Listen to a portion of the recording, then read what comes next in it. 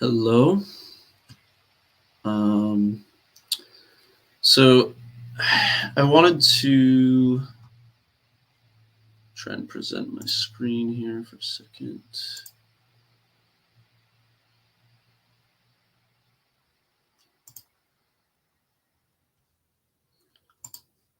So I wanted to look at this article.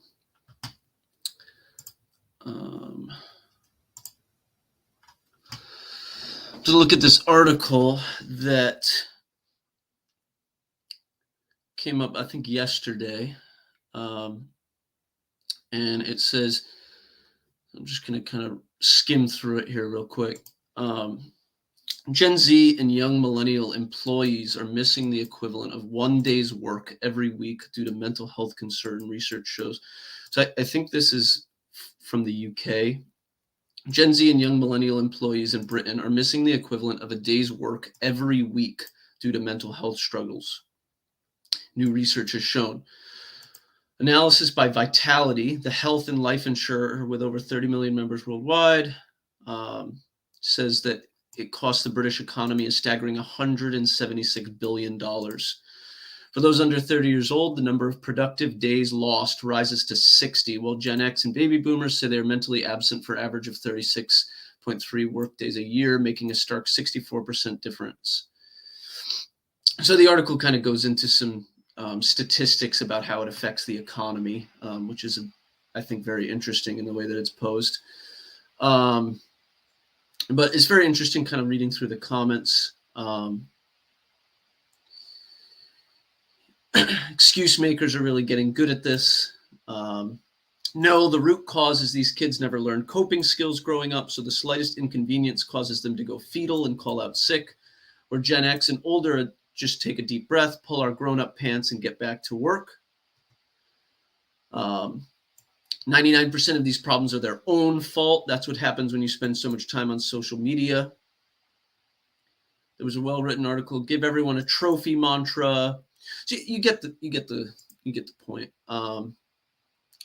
So the reason I brought this up is, and the reason I think I called the stream Bootstraps and Mental Health. And let me put the link in here in case anybody wants to join.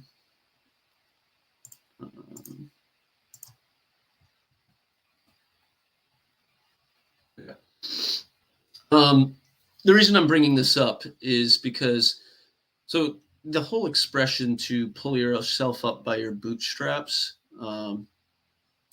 didn't actually used to actually mean the opposite of what it means now. It used to mean, if you think about what your bootstraps are, is you actually can't pull yourself up by your bootstraps. That's how it was kind of an absurd notion to be able to pull yourself up by your bootstraps if you think about what bootstraps literally are. But it's at some point, I think it was probably sometime in the early 20th century, the meaning of it reversed, and it actually became this idea of like doing something by your own willpower and your own I don't know, volition, I guess, without any outside help. And so there's kind of a bit of an ironic aspect to that. I think and if anyone wants to jump in and have this conversation with me, there seems to be, this visceral reaction to kind of what this article is talking about, where I mean, you have this crazy, how specific this is, I'm not sure, but it says equivalent of a day's work every week. So personally, I don't like how the article makes the focus on how this affects, the British economy. And I actually think that type of framing is a huge part of the problem. The fact that the mental health sphere is becoming so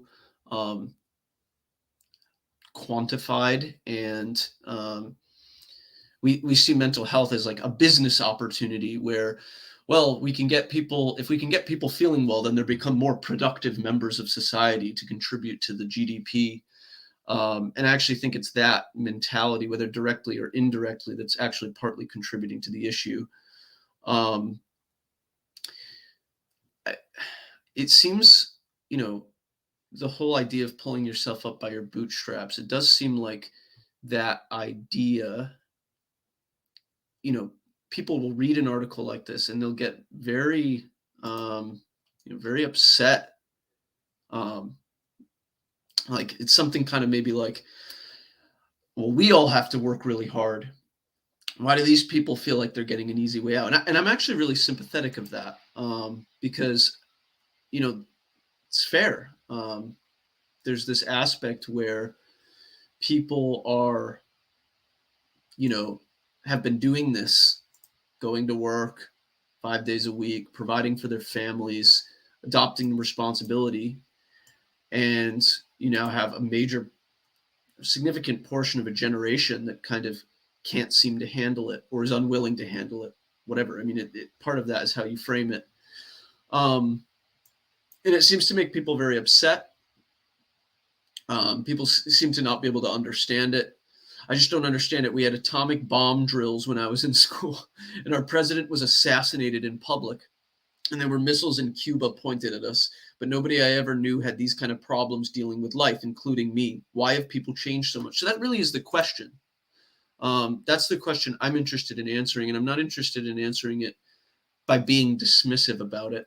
Um, I, Partly because I think that dismissive attitude is like this intuitive recognition that the problem is so deep and has so many ramifications to it that influence everything about the way modern life is and the way our society is run, that rather than truly trying to face the complexities of the issue, it feels a lot easier to just compare it to your life and say, like, well, I had to work hard. I don't understand, you know, these people need to get over it.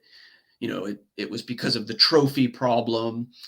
And again, none of this perspective is in some sense wrong, but it isn't obvious to me that having that perspective from the people who are the hard workers or the people that aren't suffering from these mental health issues, it isn't obvious to me that that mentality and then just communicating that to the void is doing anything to help. Maybe they don't want to help. That's their prerogative. But I'm interested in thinking about what is going on here. Why is there this split between, first of all, why is it a generational split? And then why are there people that are overly sympathetic and coddling to the mentality? I'm very familiar with a lot of, at my interactions in education of students that just kind of are in a position where they have been coddled and they, don't want to do any work, and there's reasons for it, and it's obviously extremely complex. But why is this split going on? And I think part of the reason is that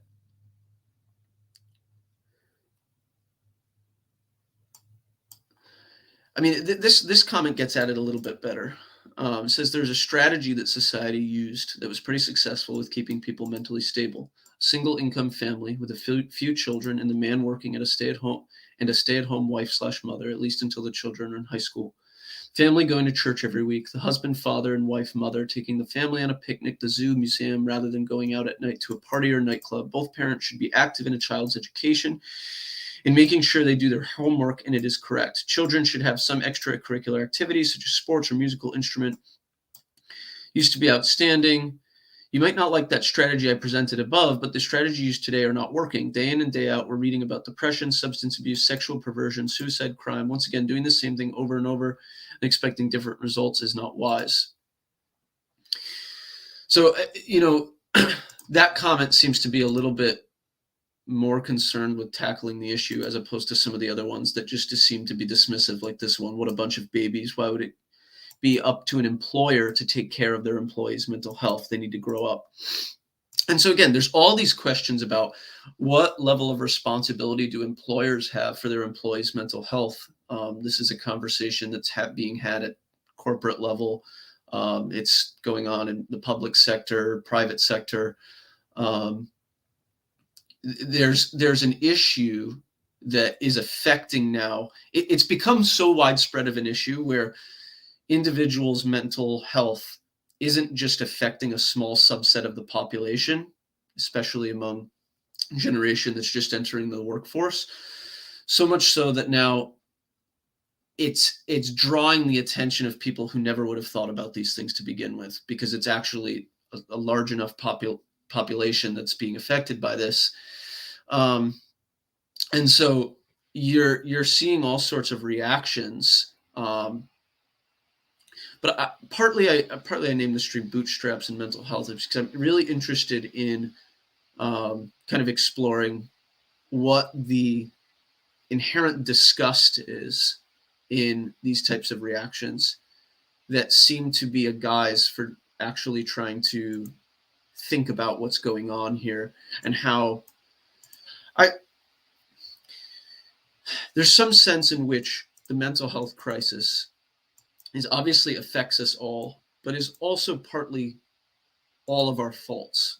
Um, and I have to be careful by saying that, because obviously saying that is, can be qualified by the opposite. But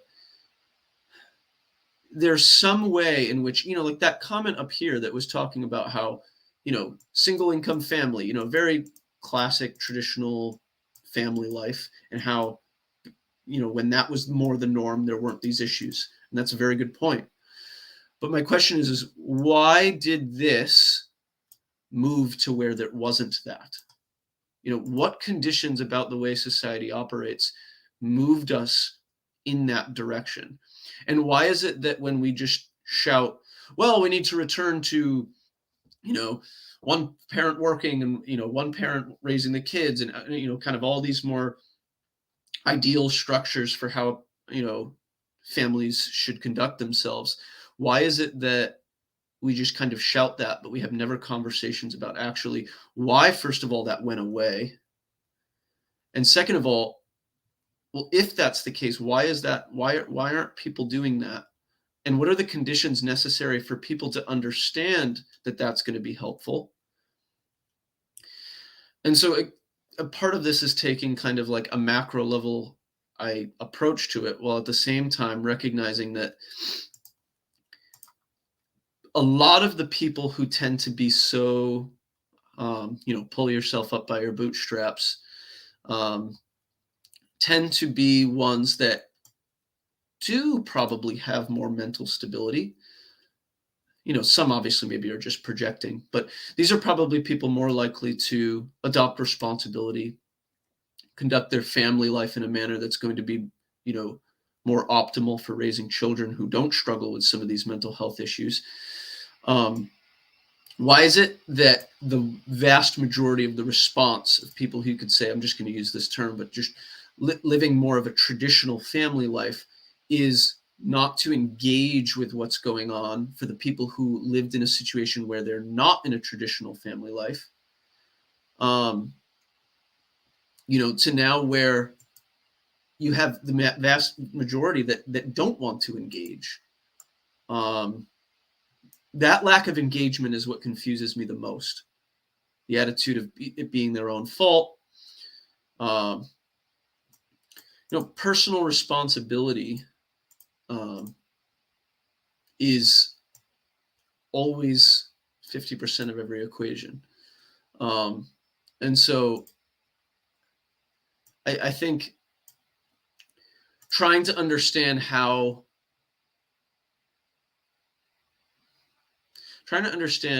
all of the, people will offer up ideas.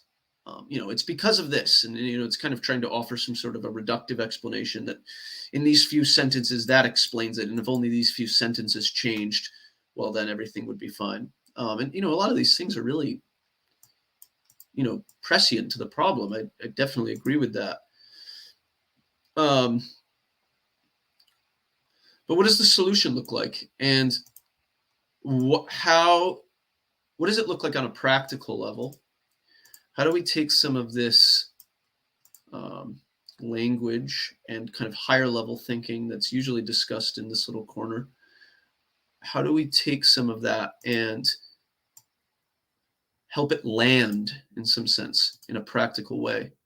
I guess that's what I'm interested in. So um, I was hoping to have a conversation about it. So if anybody wants to join in, um, because I was hoping just the article would kind of be a stimulation of conversations about it. And even if you kind of feel similarly as far as the pick yourself up by the bootstraps, and I think that I'd like to explore that. I'd like to have a conversation about it, because I think there's a sense, I know in myself there can oftentimes be a tendency where I tend to be maybe too understanding sometimes. It's like having that right balance between like being empathetic and really like taking up people's burdens in a way that loves them, but that can quickly become enablement. And then, that contrasted with the kind of a like, you need to figure this out. This is on you. And this is your problem. You need to grow up, kind of a thing. And obviously that obviously both of them have a dark side and a light side to them. Um, but I guess and obviously that makes sense at the individual level, but I'm interested in, the way in which this is being discussed at this, macro level that um, seems to kind of like come in the guise of economics and the workplace. Only a quarter of employees actually use wellness tools. This is very interesting. It's like, well, when you provide mental health tools, from the company, and the main purpose of doing that is because it's like going to make your business more attractive to young workers, as far as them kind of coming and working for you, or you're doing it just because you don't want to lose these days of these workers. Your intentionality is already misplaced in some sense. This isn't going to be solved through economic optimization. Um, there's a ton of serious missteps, serious sin that led us to this. And, you're not going to be able to put a band-aid over it. And it seems like that is working in the mental health field has really shown me that the major forces that stimulate the whole mental health world are very concerned with putting a band-aid on a lot of the issues. And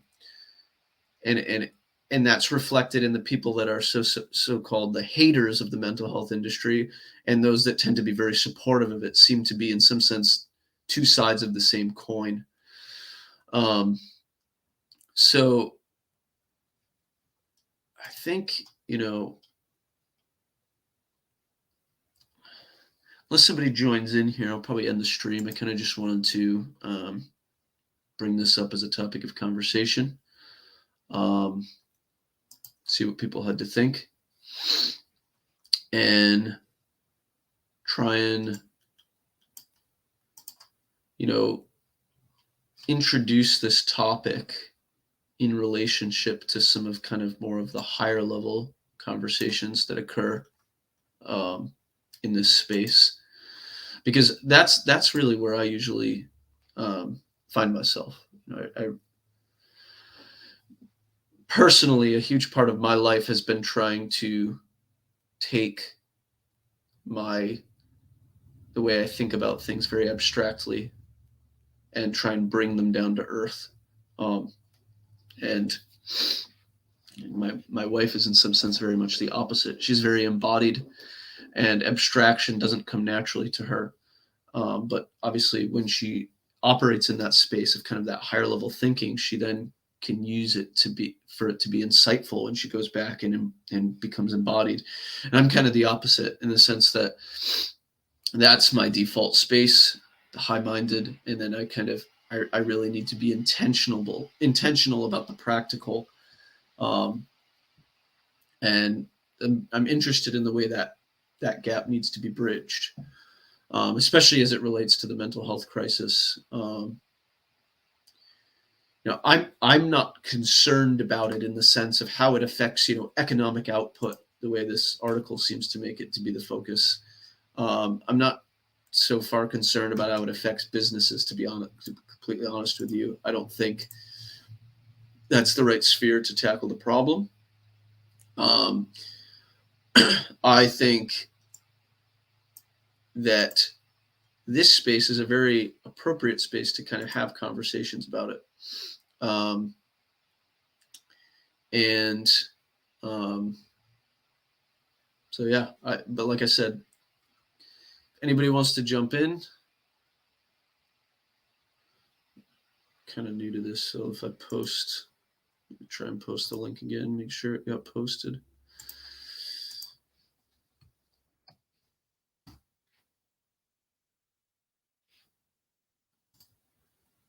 Okay. I think that worked. So yeah, if you're watching and want to have a conversation about it, go ahead and jump in. Or if you just want to comment and ask a question related to what I said, just so that it kind of gives me some sort of a direction to move with it. So I just kind of read this article, felt like it was, yeah, no problem, Nathaniel. Appreciate it. Felt like it was kind of relevant. So,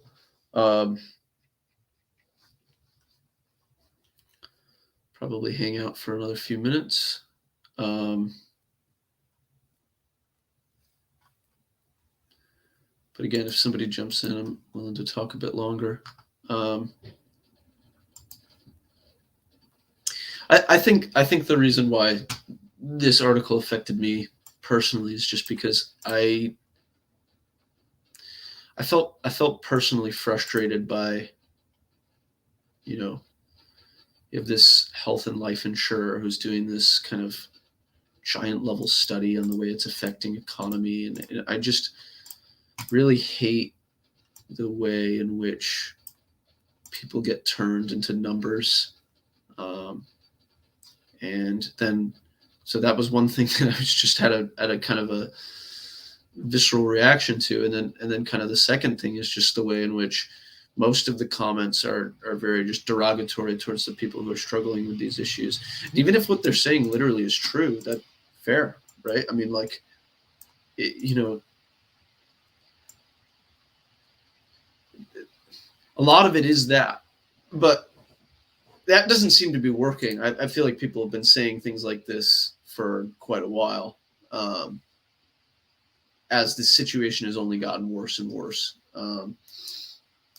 And I also know a ton of people who kind of tend to be pull myself up by my bootstraps and kind of like are really struggling with some serious mental health issues themselves, but they're not the type of mental health issues that would be causing you to call out of work excessively.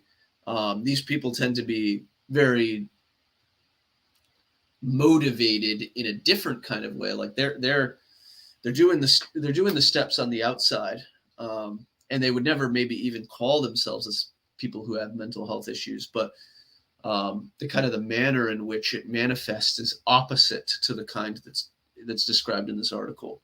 And I tend to feel that was the case, especially among older generations. This kind of idea that all of a sudden everybody's mentally ill now and people weren't before. I mean, obviously there's a movement towards something that's contributing to being, more problematic. Good morning, Dolly. But it seems like that it's definitely more than just things are eroding over time. I feel like there is a way in which the mental health issues from generation to generation manifest differently. And so I wonder if a lot of the people who kind of feel like from older generations that we didn't have these mental health issues, they're present now. It's only a condition of the generation. Wonder if part of that is um, their own mental health issues manifesting in a different way. And I don't say that to try and like, you know, defend what's going on now, or to try and like accuse older generations in the way that they kind of had to deal with issues. I mean, the context affects the way in which you deal with your own mental health. Um, and while we're having this conversation, it's like I don't even know how much I love a lot of these terms. I'm just using them because they're the terms that are used in the kind of modern zeitgeist. But mental health, in some ways, bothers me as a term. Seems to neglect a lot of the complexities involved. Um, I mean, it certainly neglects the religious aspect and spiritual aspect of what's going on. It seems to also, I mean, now with terms like the mental health crisis, it's taken on kind of a larger scope, which I think is important because at one point it was kind of only being spoken of on the individual level. Um, it's kind of that whole idea that, you know, I don't remember the quote verbatim, but something like it's no sign of health to be well adjusted to a unhealthy world. Um, and so regardless of the way you conduct yourself, regardless of if you do all of the things that, um, you know, maybe in times past were requisite for living a healthy life and avoiding some of these mental health issues, it seems that even if you make those choices and you kind of live some more of the traditional lifestyle and you know you grew up in a two-parent household and you had these types of opportunities, um, that you would you would you would reach a point where you're now in a situation where even if you have those things, you still are affected because the mental health crisis seems to be affecting us on this, like, I don't know what the right word is for it, but like I'll use kind of a simple word, but just the macro level that like even if you're not struggling with your mental health, you are by very definition of the time that you're in and in the spaces that you're in. Um, and that's a very complicated thing to talk about it because you can't really be technical about it. Um, but you know, I often feel that way. You know, as I've worked through some of my own mental health issues, it's like as I explore things, there's certain aspects that I've been able to parse out where it's like, okay, this is, you know, partly because of certain decisions I'm making or certain thoughts I have in my own life that's causing me to struggle with things and, you know, have anxiety and these different feelings. And then I work on those things. And then through working on them, then I can actually distinguish between, okay, what aspects of it were kind of what was in my immediate sphere of influence to change, and then what aspects of it are just like, okay, well, one thing is I find it the world to be very socially isolating, at least for the ways in which I connect with people, and so like there's a lot of things I can do about that. You know, there's I can put myself out there more. I can go to more uncomfortable places. I can try and um, conduct myself in a manner that's going to be most optimal towards solving that problem of social isolation. But at the same time, if the environment or it's, you know, it's the person to environment relationship. If the environment is hostile towards me as the agent, then and doesn't afford opportunities of social connection, then even if I position myself optimally to that environment, I'm not going to be able to solve my problem in the way that is, you know, something like social isolation. It's not really just a want. You know, there's a deep need in human beings to have that, and so I think about that a lot. You know, it's one of those things. Jordan Peterson talks about how it's like, wonder what the world would be like if everyone was doing, you know, they were being the most optimal in the sense of the way they were conducting themselves in the world. And um, I think obviously if everyone's doing that, that has a whole that's almost impossible to even think about. But let's say you are just doing that and everyone else is kind of doing the same thing that they're normally doing. Even if I had optimized all of myself, if the world is hostile to my needs, it shows that we can't just be disparate individuals. Um, and that, but then at the same time, it's like you making that personal decision to be the best version of yourself you can be is in some sense the only real way that the health of the collective society can return.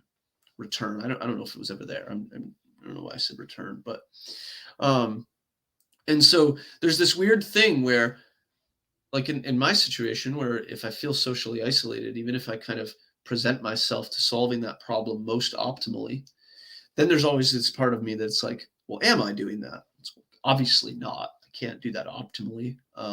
That's kind of the exploration of life, is striving for that, but being unable to arrive at it in some real sense.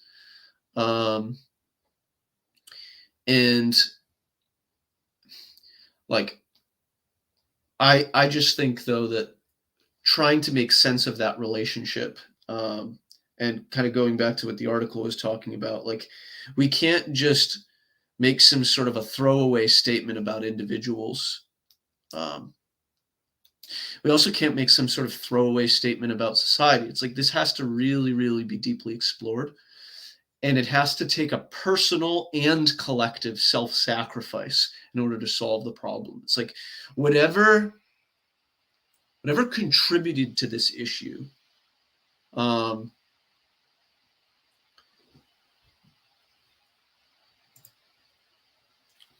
well, thanks, Dolly. If you want to jump in and have this conversation, if you're able, that'd be cool. But I appreciate your comment. Um, but yeah, I mean, I guess for me, it's like I I want to help people that are in this situation, and that in some sense feels identical to the same process that I do that in myself. And so it's weird how we sometimes, like, there's this like being selfless versus selfish dichotomy. And I think at their core, they collapse into the same thing. It's like my if I'm actually facing reality honestly, I'm then the process of improving myself and the process of improving my world are in some sense synonymous, which is why it's partly feels like that the problem is solved by you, you know, you as the individual, kind of like Jordan Peterson says, of confronting it and how you kind of can save the world in that way. Um, but at the same time, um, it just feels like there is a collective sin that needs to be,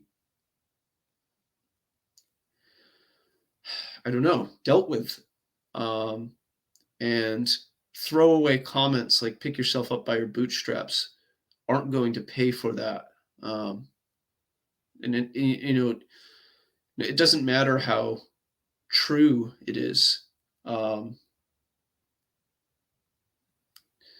the relationship between truth and being helpful is a very interesting relationship.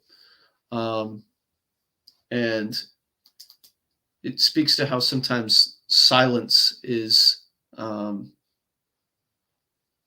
the most truthful thing that you can do. Um, but yeah, I think to kind of close this up, I think this article is representative of something that is going on right now, regardless of where you kind of are in the mental health world, whether you're just kind of a person that's struggling with mental health issues, like many people are, or if you are kind of concerned with this on a societal level. Um, unfortunately, this article and its comments really adequately sum up um, the way in which this seems to be the way this mental health crisis seems to be being dealt with, and that makes me very sad, um, because the pick yourself up by your bootstraps and the I don't even like using this word, but the coddling. So if you think about those as two sides, it's like both of them are such sad attempts at dealing with something that is so utterly deep. If you think about all of these individuals who um, are are dealing with this, it's like these are just millions and millions of people who are in hellish states, um, really, really at the bottom of their being. And they don't even know what's going on with them. It's like they don't even possess a lot of times the proper tools of even making sense of their experience. They don't know certain things about, you know, how certain decisions they're making in their life, or the ways in which they're interacting with their world, or things about their world that are outside of their control are contributing to the feelings that they have. Um, you know, when I've been working with some clients, it doesn't matter how many stories you've heard. It's like each story is just so unbelievably complicated. And the cool thing about thinking about that is it really does stem from empathy, because it's like you think about the complexities of your own life and the things that you've had to deal with, the depths of the problems you've had to solve in order to live. like you know like that is in some sense that inner world of the journey you've been on to make sense of your experience as a human being existentially, and the certain problems you deal with practically, all those types of things, is an infinitely complex system. And